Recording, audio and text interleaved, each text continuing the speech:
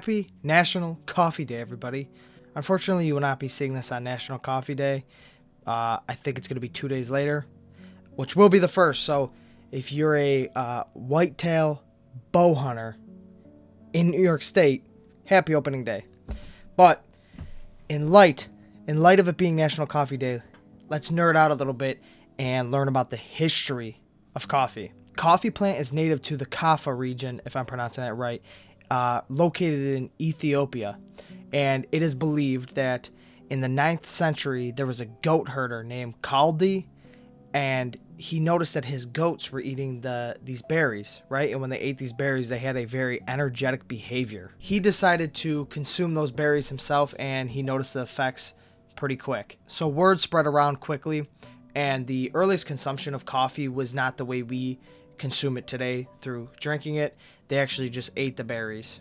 We didn't actually start consuming coffee as a liquid until it made the adventure to Yemen in the 15th century. And it's believed that the first group of people to drink coffee were the Sufi mystics in Yemen, and they took advantage of coffee and they used it for its benefits to remain engaged in long bouts of prayer and late night devotions. And it wasn't for another 100 years till coffee made its way to Europe. The first ever recorded coffee vendor in history was located in Constantinople, modern day Istanbul. This was in the year 1475. Kiva Han. Now let's jump forward roughly 400 years and bring ourselves to the US, more specifically San Francisco. And this is where you could find the first company to mass produce coffee. And this company is a company that we are all familiar with. Folgers. The best part of waking up is Folgers in your cup. So that's just a little brief history of coffee. Now, coffee is one of my favorite things on planet Earth. I have very little guilty pleasures, and coffee's one of them. I don't drink alcohol.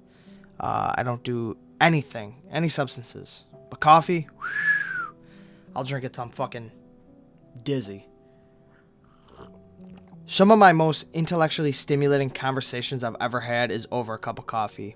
One of my very favorite things to do in life is have a slow Sunday morning where I wake up, I get me and Mateo a cup of coffee, and we sit on the back deck, or if it's winter, we sit at the kitchen table. And that has been some of our most constructive, deep, and just overall stimulating conversations we've ever had. I mean, we could talk about anything from, I mean, there's an ongoing joke in my family where my mom has come down one time and she heard me and Mateo talking about dinosaurs. We talk about politics, we talk about history, we talk about science, we talk about literature, all over a cup of coffee. And if you know me, you know I love to just sit around with people and everybody have a cup of coffee and we just sit and chat. I think it is something that bonds people. You know, no matter where you're from, you can bond over a good cup of coffee. So cheers to National Coffee Day. That's just my little brief history and what I love about coffee. I know it isn't National Coffee Day, but hey, keep hammering it today.